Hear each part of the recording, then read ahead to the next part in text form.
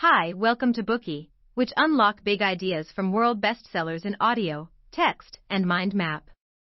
Please download Bookie at Apple Store or Google Play with more features. Get your free mind snack now. Today we will unlock the book, Why Nations Fail, The Origins of Power, Prosperity and Poverty. What is the greatest challenge facing mankind today? Every person has a different answer to this question. Jared Diamond, the Pulitzer Prize-winning author of the best-selling sociology classic, Guns, Germs, and Steel, which we have unlocked for you in a previous Bookie, believes that the problem of income disparity among various countries around the world can be considered the greatest challenge facing humanity today. The per capita income of Egypt is only 12% that of the United States. This is a shocking figure, and it is arguably one of the key factors for Egypt's political instability. However, this example is not even the largest disparity known to exist between countries. The gap between the per capita income of the United States and that of the poorest countries in the world is much larger. In those countries, even a full meal might be considered a luxury. What exactly causes this disparity? Why are some nations prosperous with a flourishing population, while others are impoverished with their people in deep suffering? Can poor countries ever change their destiny, or are they doomed to fail? Since the dawn of time, countless experts have tried to answer this question. The book Why Nations Fail provides us with a short answer: institutions. While this answer appears to be deceptively simple, it is full of complexities. It took the authors of this book 15 years of dedicated research to arrive at this answer. Both authors are leading economists. Daron Acemoglu is a professor at the Massachusetts Institute of Technology and recipient of the prestigious John Bates Clark Award, and James Robinson is a professor at Harvard University and world-renowned expert in Latin American and African studies. Over the course of 15 years, these two experts pored over thousands of years of human history and compared the developmental processes of over 20 countries. They came to the conclusion that differences in institutions are responsible for the different fates of various countries around the world. In this book, Acemoglu and Robinson analyze volumes of historical case studies to show us why different countries developed different institutions in the first place, how the earliest institutions came about, and how good and bad institutions can influence a nation's destiny. Now, we will take a deep dive into the book's contents with you through 3 parts. Part 1. The real reason why nations fail. Part 2. Institutional effects on a nation's development. Part 3. Why different nations have different institutions. Part 1. The real reason why nations fail. Before Professors Acemoglu and Robinson arrived at their own findings, 3 popular hypotheses prevailed with regard to this question. The first is known as the geography hypothesis. This hypothesis suggests that the wealth disparity between countries is caused by geographical differences. In the early 18th century, French political philosopher Montesquieu discovered that regions with a high concentration of poorer countries, such as Africa, Central America, and South Asia, tended to be tropical or semi-tropical, whereas wealthy nations were largely located in temperate regions.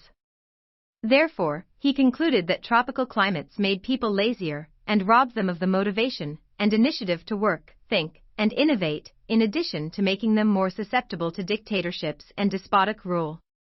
However, South America, which has a similarly hot climate, is the birthplace of the great Incan and Aztec civilizations. In fact, they hold a significant place in the history of ancient human settlements, standing out among myriad others in achieving a degree of progress and development that far surpassed any Northern American civilizations at the time. Alternatively, if we look at the present-day context, the country of Singapore, which is also located in the tropics, is a key economic hub in Asia that has been dubbed one of the 4 Asian tigers, as well as the Garden City, a place where citizens enjoy peace and happiness in their daily life and work. Evidently, having a tropical climate is not the key determining factor for poverty.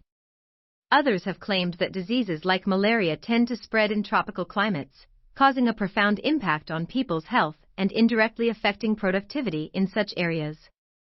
However, the reason behind the rampant spread of tropical diseases in African countries is because they are poor in the first place and lack the resources to effectively address public health issues. Therefore, this is a consequence of poverty rather than a causal factor. Yet others argue that different geological environments across the regions of the world produce different kinds of flora and fauna, which in turn lead to different levels of agricultural productivity and ultimately to a discrepancy in the economic development among countries. Indeed, the agricultural productivity in the capitalist nation of Spain has been higher than that in South America. However, after Spain colonized South America, it transferred all of its agricultural products to that region. Why then, after centuries have passed, South America's level of economic development has failed to catch up with that of Spain? In fact, the economic discrepancy between the two regions has grown even bigger than it was before colonization. There are numerous other similar counterexamples. Over the course of human history, which spans thousands of years, there have only been minimal changes to the geographical conditions of various regions, yet many countries have experienced great fluctuations in the state of their wealth, despite remaining in the same geographical locations the whole time. The geography hypothesis is unable to account for such fluctuations. Let us then turn to the second hypothesis, the culture hypothesis. This hypothesis attributes the income inequality among countries to cultural differences, claiming that cultural factors such as religion, beliefs, values, and traditions have an impact on people's productivity. German sociologist Max Weber believed that the Protestant work ethic, the idea born out of the Protestant Reformation in 16th century Europe that it is every person's duty to strive for success through hard work, played a pivotal role in the rise of the modern industrial societies of Western Europe. On the other hand, in some parts of Africa, many people believed in witchcraft and were resistant towards technology. Under such circumstances, it was naturally difficult to make any significant economic progress. This hypothesis even goes so far as to suggest that Europeans possess a superior culture, which explains why Western Europe and North America, where European descendants make up the majority of the population, have the highest concentration of developed countries in modern-day society. In reality, however, a large income discrepancy may still exist between two countries with identical cultures. Take North Korea and South Korea, for example. These two countries share the same cultural roots and are no different from each other in terms of ethnicity, language, or history. Despite these similarities, South Korea is currently one of the world's wealthiest nations, whereas the economic situation in North Korea is far less developed. Let's also look at Argentina and Uruguay. Both countries have populations that are mostly of European descent at comparable proportions to that of the United States.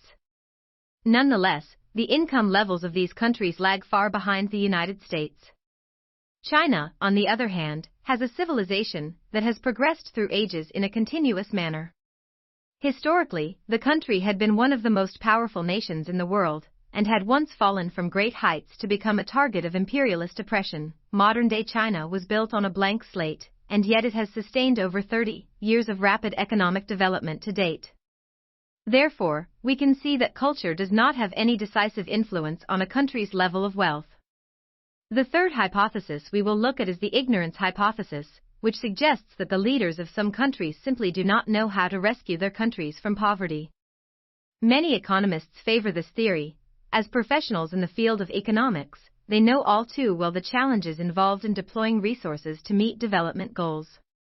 Therefore, they are not surprised that leaders of poor countries not only fail to grasp such profound and complex knowledge, but also possibly lack understanding of the disastrous consequences of their policies. However, even if such leaders are not economists themselves, they are supported by teams of experts. The National Team of Advisors of the Republic of Ghana in Western Africa comprises numerous such professionals, including Arthur Lewis, a Nobel Prize winner, and one of the most renowned experts in the field of economics. This stellar lineup can be said to surpass that of most developed countries, and these experts could definitely provide insightful opinions for the rulers of Ghana. However, Ghana's rulers sacrificed much of the country's interests in exchange for political capital, resulting in the implementation of various absurd policies, such as building a mango canning plant in an area where no mangoes could grow, with an output exceeding the total global demand for canned mangoes.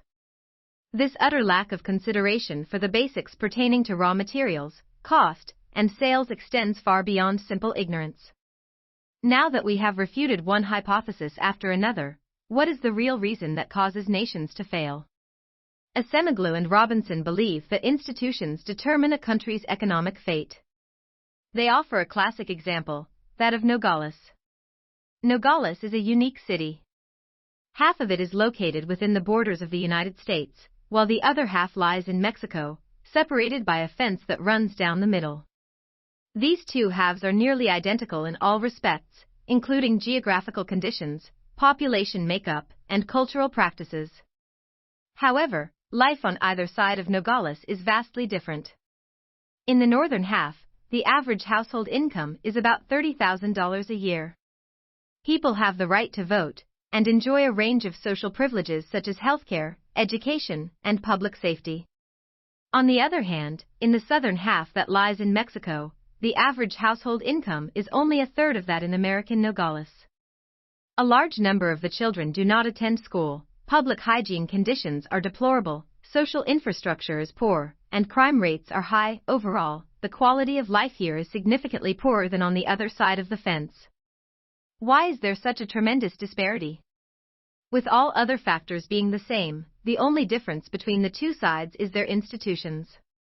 Therefore, the answer is obvious: institutions are the key factor contributing to the huge inequality in living standards between the two sides of the fence in Nogales. Today we are just sharing limited content. To unlock more key insights of world-class bestseller, please download our app. Just search for BOOKEY at Apple Store or Google Play. Get your free mind snack now.